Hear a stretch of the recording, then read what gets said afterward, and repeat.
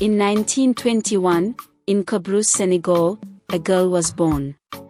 She would grow to become a leader in the Senegalese resistance movement. Having been orphaned at a young age, she grew up with her uncle, and from a young age she showed leadership qualities and had an intelligent mind and inner strength to want to fight for her people.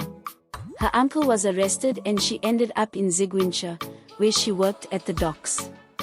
When she got older, she moved to Dakar, where she worked as a servant of a French family. One day, Diatta had a strange dream in which a voice asked her to go back and rescue the people of Casamance. She ignored it, but then she suffered some sort of paralysis for 4 days after she had had the dream. Although the paralysis eventually disappeared, she left for Casamance, and even so, she was left with a slight limp. When she was back in Casamance, she worked alongside other market women. She began her campaign among the women, encouraging them to refuse cooperation with the French, to stop paying taxes, and to reject calls to replace the cultivation of rice with peanuts for the French industries. Aline demanded better working conditions and rights to religious worship. The people followed her as they were desperate for a strong leader to lead a resistance against their oppressors. They came to believe that Aline had supernatural powers, in particular the ability to bring rain to the parched land. The French forces grew afraid that she would lead the resistance to a victory against them, so they made several attempts on her life. In one case, they actually killed the wrong woman. And this prompted Aline to come forward to prevent anyone else from dying in the hunt for her.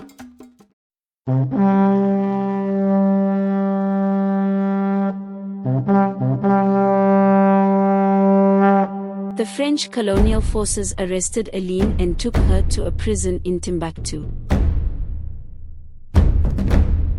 While in the prison, Aline was mistreated and neglected. She was starved, tortured and left without treatment when she fell ill. As a result, she dies after only 1 year in incarceration. The colonial masters had thus succeeded in silencing a strong woman and thus could continue their exploitation of Senegal's resources and people. Senegal would go on to achieve independence in 1960, and one can't help but wonder what a great leader Aline would have become if her life wasn't ended so brutally. Aline Sitoé Diatta remains a national heroine figure in Senegal. The main ferry from Casamance to Dakar is named after her, as well as the Women's University halls of residence at Senegal's largest university. Despite her short but illustrious life, the name Aline Sitoé Diatta will live on as one of the greats in the indigenous resistance against colonialism.